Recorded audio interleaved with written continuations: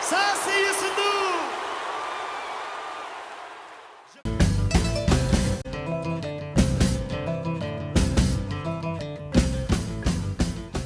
mbokku téléspectateurs yi asalaamaaleykum ñi ngi rafetlu ànd bi ak télévision Futur Média juróom-ñaari waxtu dem ba teg fanweeri simili bisimila ci xibaar yi ñu tàmbale ko ak tiis wi dal ci ñi théâtre fii ci Sénégal Alaaji Omar Ba ñu gënoon koo xam ci Baye Pël génn na àdduna tey jii ci ngoon ci Ndakaaru ginnaaw bi mu amee juróom-ñett fukk ci ay at moom nekkoon ci troupe bi di daaray Kocc kon fekki xaritam di Maxura Jëgëy ci biir xibaar yi dinañ leen dellusiwaatal ak ci portrait Baye Pël wante tamit seede yu tukkee ci Moustapha Diop xamoon ko lool wàllu njàng ak njàngale concept bi di ubbi tey jàng tey mu mel ni dafa xaajale rek fédération bi ëmb ay jàngalekat fii ci Sénégal ak waa COSYDEP yi ko sosoon ñoom jàngalekat yi jàpp ni concept boobu daal amul benn yokkute ci quantum horaire maanaam waxtu yi nga xamante ni ñoom ndongo daara yi ñi ngi koy jàng ci école yi te tamit COSYDEP dañ koo def rek ngir wut xaalis ci bailleur de fonds yi waa COSYDEP ñoom am yaakaar ni concept bi daal dina jural ngëneel Sénégal buñ demee fii ak ay at dossier tay bi ñu ngi ko jagleel rek ubbi teek aéroport bu bees bi di Blaise Diagne ñu jàpp ko juróom-ñaari fan ci weeru octobre ba tax na rek liggéeykat yi nekk fii ci aéroport Léopold Sédar Senghor ñoom ñi ngi wax autorités yi rek ñu bàyyi leen xel bu baax ndax liggéey yi nga xamante ni am nañ ko fa ñu bañ koo naax saayal bu dee wàllu tàggat yaram ëllëg la Sénégal di daje ak Cap-Vert fële ca Praia jëm ci éliminatoire coupe du monde Russie 2018 ba tax na ñoom gaynde ña nga doon amal seen séance d'entraînement ca stade national bu Praia wante nag démb ñoom ba ni demal amal seen booba entraînement kii di Sadio Mané ak Mbaye Niang yeneen juróomi footballkat bokkuñ ci ndax ay gaañu yu ndaw yu am ca seen tànk yooyu comité sénégalais ba nekk foofu it ñi ngi ñax gaynde ñu am li nga xamante ne mooy victoire bi fii it borom xam-xam yi ci wàllu football joxe nañ ci seen xalaat su ngeen taaxirloo ñu yaatal xibaar yi.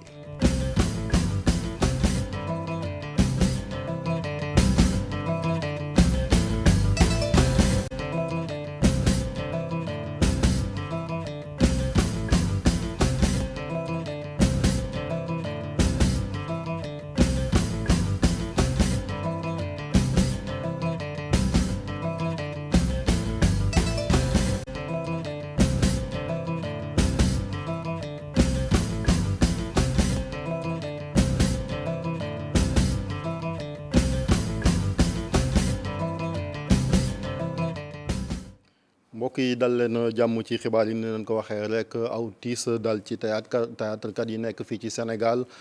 Baye Pël turam dëgg de Alaaji Omar Ba moom moo génn àdduna sànq ci ngoon fii ci Ndakaaru ginnaaw rek bi ko ak jàngoro tëralee diir bu xaw a yàgg moom nag atam tolloon na ci juróom-ñett fukki at ñu gënoon koo xam ci turab daaray Kocc mu doon fa amal di bégalit sénégalais yi moom ak naataangoom bi di Maxura Jógey jiitu ko ca Barsàq ñu ànd ci ak Dissa Préra.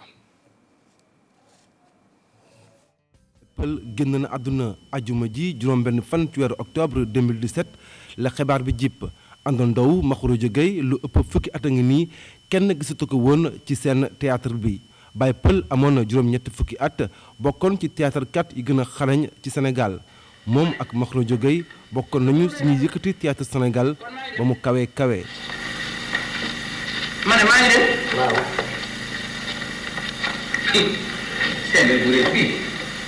Baye Pël nag joué na ci pièce de théâtre yu bare bokk na ci Takkusaanu Ndar un DG peut en cacher un autre wala sax les 4 vieillards dans le vent. mu ne yéen njaboot ji nag. ñu ngi leen di jaale. ñu ngi leen di jaale. ki fi jóge yàlla na ko yàlla yërëm te ki fi jóge yàlla na ko yàlla yërëm xaral xaali janna. Baye Pël artiste bu mag bokkoon ci troupe Daaray Kocc laata théâtre bi Baye Pël nekkoon na militaire jaar armée française def fa fukki at ak juróom-benn ginnaaw armée française googu la Baye Pël ñëw nekk chauffeur fii ci ASECNA ci ASECNA googu sax la artiste bi tàmbalee li ñuy wax carrière comédien Baye Pël def na nag théâtre lu ëpp fanweeri at Sorano télévision ba sax cinéma amul fu góor gi jaarul Baye Pël dem ginnaaw liggéey bu rëy bi mu def ci art rawatina ci théâtre sénégalais muy perte bu rëy pour monde culturel bu Sénégal.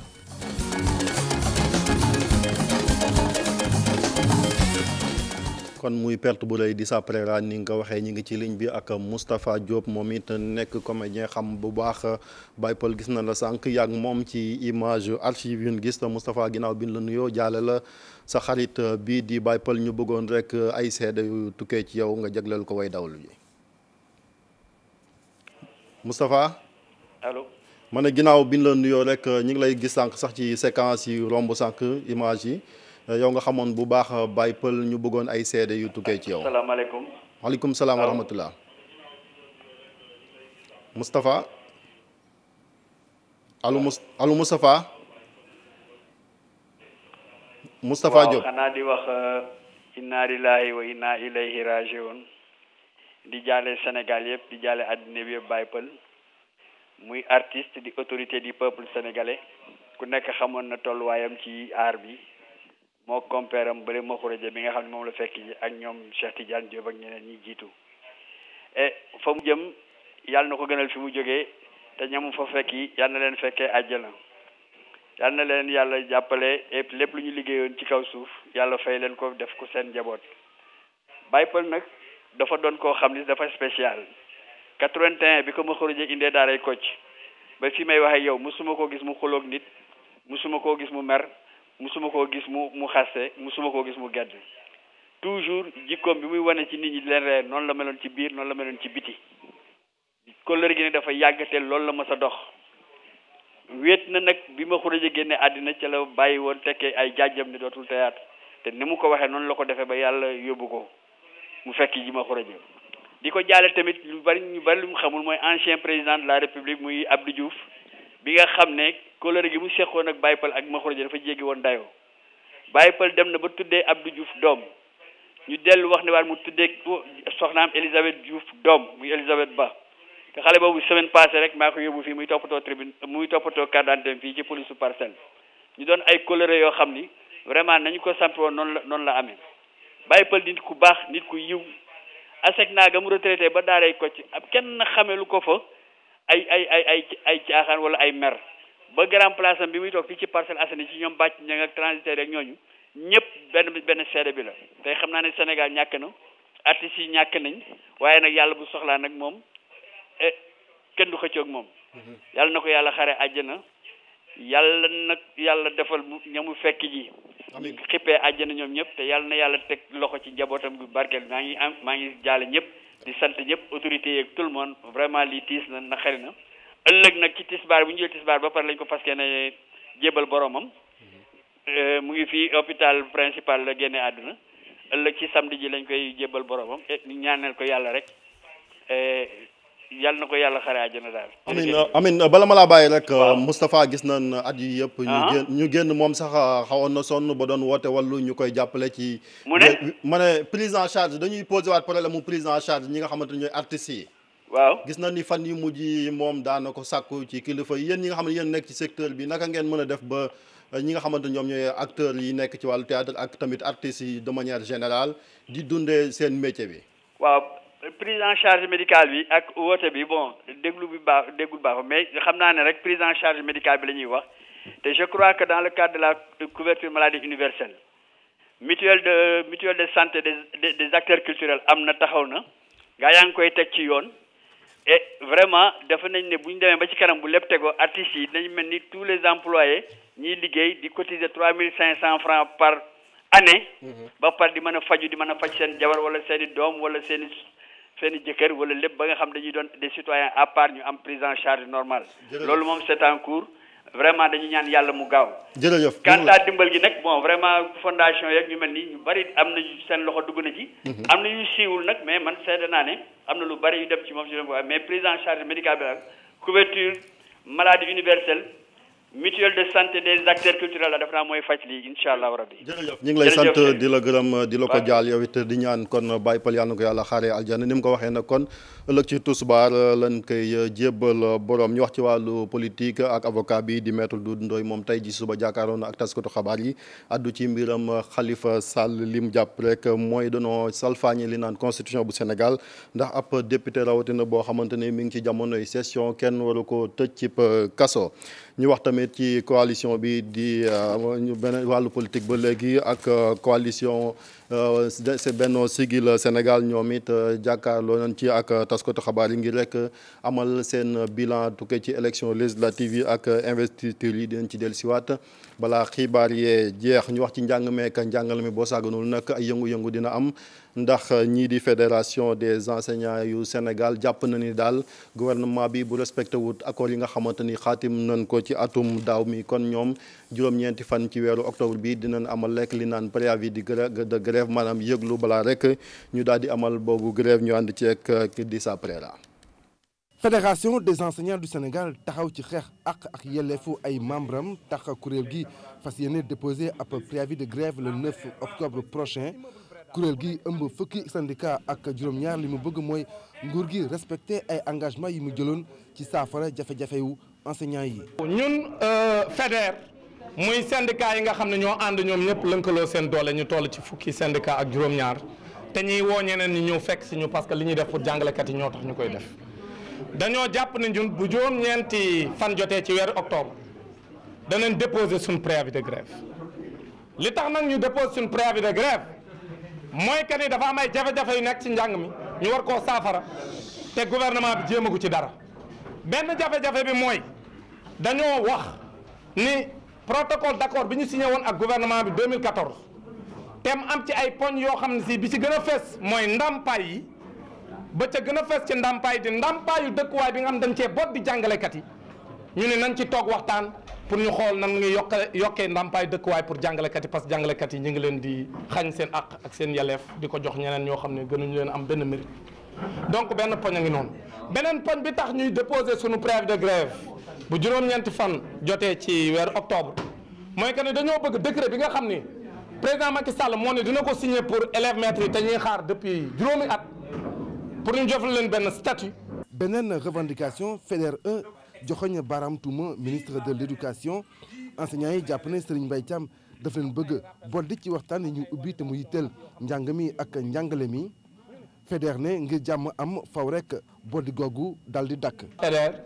mooy que ni dañoo bëgg li nga xam ni moom moo am biñ jógee ci élection de représentativité ak léegi mooy boddi ay kuréelu jàngalekat parce que ragal nga leen te bu ñu boolee ñun suñ doole ñun ñoo yor majorité bi. ñu ni bot di parce que jàpp nañ ni atteindre uñ 10% même boo amee 9% ñun la mataloo 10% pour rek fexe nañu na sa xale ak salfaañi ak yelleefu jàngalekat yi ñu ne loolu na dakk parce que convention internationale yi convention C87 bi ak C98 bi moo wax ni képp kuy syndicat am nga droit fu ñuy waxtaanee ci mbirum secteur nga fekke bu weesoo préavis de grève bu 9 octobre prochain FEDER fas yéene amal ab tournée nationale de sensibilisation li mu namm ci tournée boobu nag mooy bu délai préavis de grève bi jàllee fédération bi daal di dérouler premier plan d'action bu état bi wootewul waxtaan. at yoo xam dañ ko liggéeyoon ba léegi te fayaguñu. yëglu yooyu syndicaliste yi di yëglu nag tax ñu sampap laaj ci ëllëgu li ñu naan ubbi tey jàng tey juróom-ñeenti fan ci weeru octobre bi la ndongo daal yi war a dem ci école yi ngir jàngi ba tax na rek laaj boobu ñu samp ko ñi ko sooke nag di waa COSYDEP ñoom am nañ yaakaar ni fii ak ñuy dem ci at yu néew bu ne tey la ni ubbi rek ñu tàmbali njàng mi ñu ànd ceek Fatou Bintou Konté ak Younous Diatta. ubbi tey jàng tey mu di benn concept boo xam ne waa COSYDEP ñoo ko fi indi woon di ko taxoonu jug moo di li nga xam ne moom moo di ubbite école bés bu dooree rek ñu commencé li nga xam ne moom moo di njàng mi li waxtu yi xale di jàng war naa doy te tàmbali jàng dafay am solo mbir mu ne tàmbali bi dafay am solo donc dañuy bëgg ñu koy tàmbali bi gën. ñetti at a ngi nii moom concept boobu ñu taxawal ko wante jamono ji fan lañ ci toll. au moins sénégalais yëpp ñoo ngi ciy waxtaanee ñoo ngi naan ubbi tey jàng tey moo war a am na nag ku la ne mënta am ndaxte waaye kenn bañul ni loolu moo war a am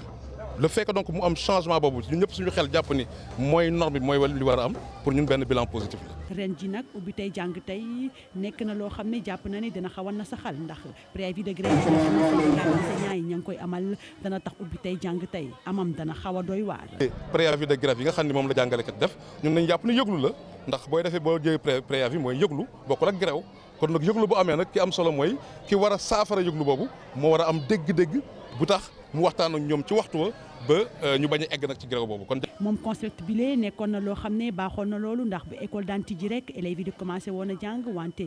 na mu jugee woon ragal naa ni bu ci kanamee tuuti rythme bi dina xaw a wàññeeku.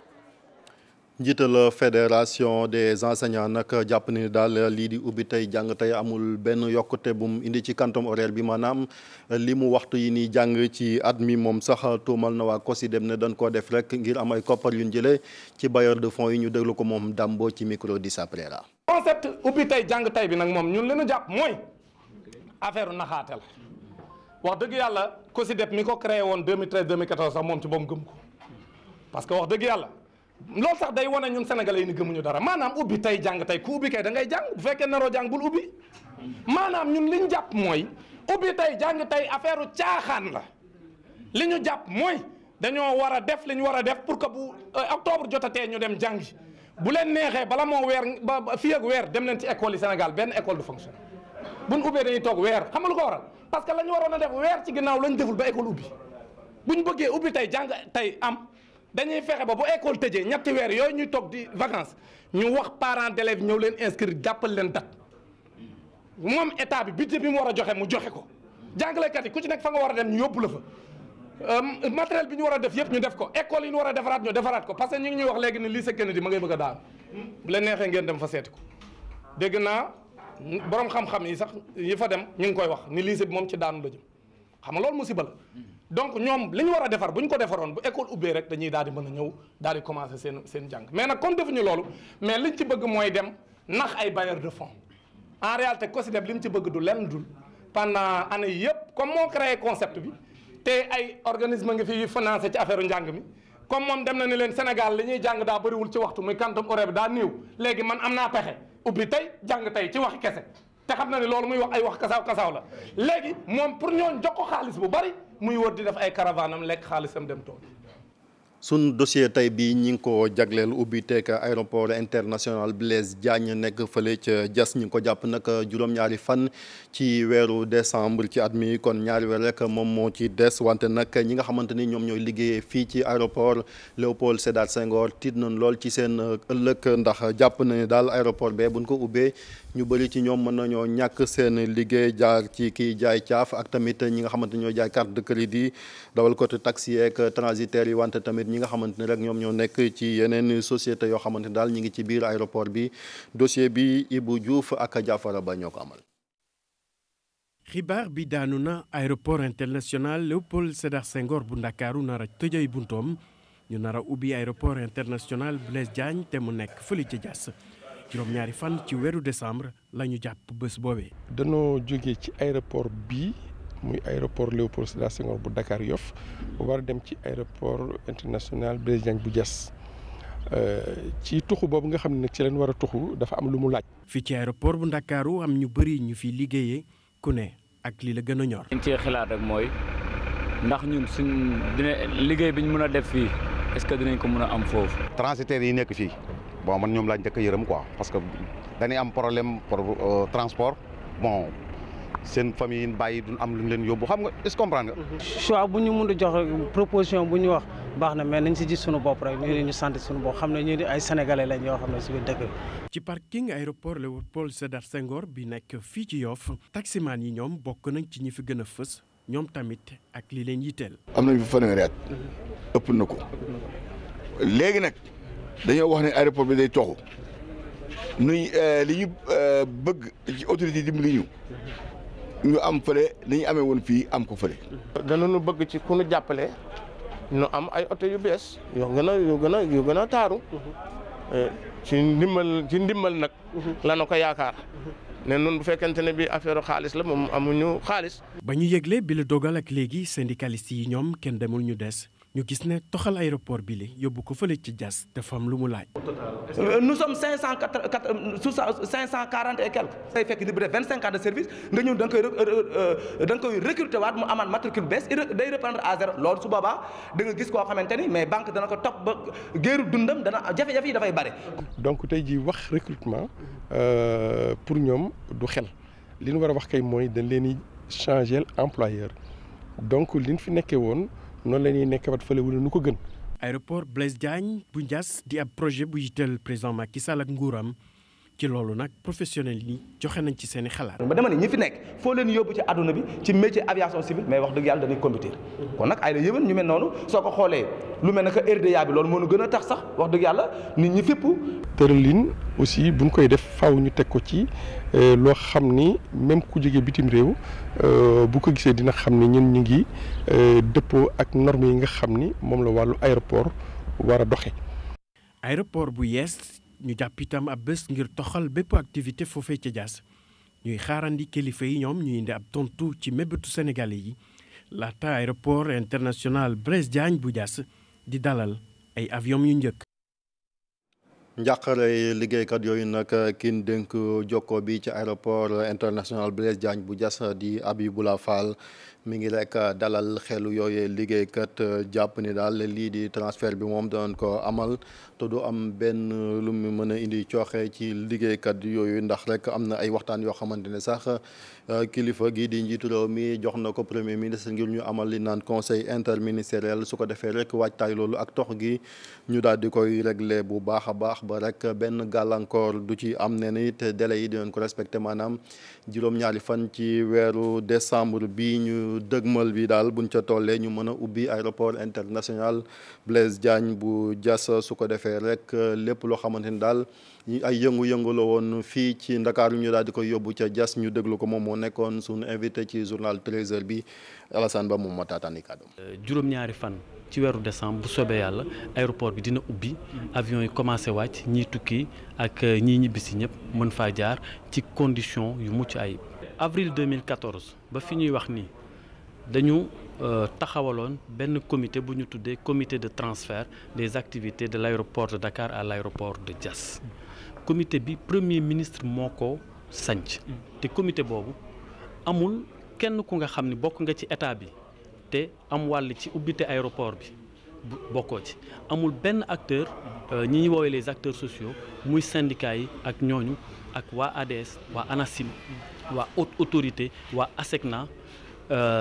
ministère de l'intérieur ministère de l'économie waa douane gendarmerie police képp ku nga xam ni sa loxo day dugg ci liggéeyu aéroport yaa ngi ci comité boobu. alors comité boobu lan mooy njariñam mooy ñu xool naka tuxu bi naka lañ koy defee ba lépp jaar ci yoon ba aéroport bi ubbi dans de bonnes conditions ak tuxu boobu naka la ñuy def ba képp ku nga xam ni liggéeykat nga ñu mën la jëlee fi nga nekk ci Dakar yóbbu la ci Diass te dara du yàqu ci sa am-am wala ci sa sañ-sañ. xibaaru tàggat yaram ci tënk football xam ngeen ko ëllëg ci 17h la Sénégal nara jàkkaarloo ak waa Cap-Vert ngir rek ci éliminatoire coupe du monde Russie 2018 comme ni ngeen ko gisee ni image yi nag sunu envoyé spéciaux ca Praia di Cheikh Tidiane Diao ak tamit Hamza Diallo ñoom ñoo ñu ko yónnee muy entraînement boo xamante ni ñu ngi ko def rek ci pelouse synthétique boobu ngir waajal jongante bi ëllëg wante nag démb juróom-ñaari football kat ñoom dañ leen a bàyyi ñu noppalu ca hôtel ba ndax gaañu yu ndaw yu am bokk ca ñoom Sadio Mané ak Mbaye Niang doomu Sénégalais nekk fële ca Praia ñoom it ñi ngi ñaax rek footballkat yi ngir ñu mën a jël ndam li ñoom nee nañ ëllëg danañ manko dem ca stade ba nekk seen ginnaaw ngir supporter leen ci journal 20h bi it di ngeen ci ànd ak gis-gisu journaliste bi di Cheikh Tidiane Diagne bu RFM ak Ibrahima Ndiaye Chita ñoom it joxe nañ seen gis-gis rek ci Aliou Cissé naka la war a taxawoo ngir ñu mën a jël ndam li di fàttali Sénégal moom mooy ñetteel bi ci groupe bam ginnaaw rek bi ko Burkina Faso ak Cap-Vert moomu jiitoo fii la ñu yem ak yéen mbokk yi ci xibaar yi ñu ngi leen di sant di leen gërëm ci ànd bi ak télévision Futurs Médias ci kanam soxna Fatimata Ba dina fi teew yaatal ko ci nasaraan jële ngeen jëf